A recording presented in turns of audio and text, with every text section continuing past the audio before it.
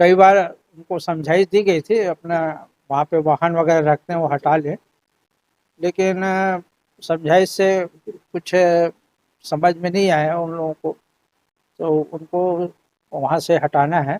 और जो पार्किंग रखे हैं कई कई की गाड़ियाँ तो डैमेज भी हैं, और वहाँ पे ऐसे परमानेंट टाइप का रख दी हैं, उनको हटाने के लिए कहा गया है, और वहाँ सूचना फलक भी लगाया गया है।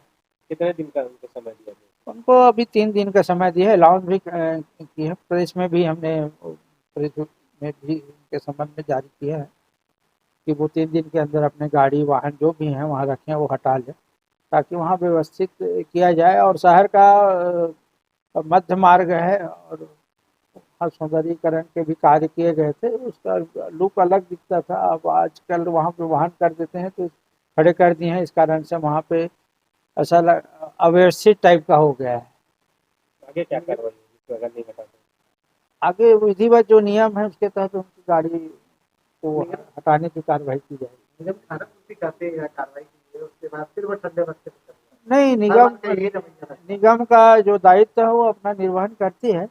आम नागरिकों को भी शहर को स्वच्छ रखने का दायित्व है, उनको भी आदेश निर्देश का पालन करना चाहिए, ऐसा मैं समझता हूँ। दुकानें भी बहुत सारी पक्की बना ली।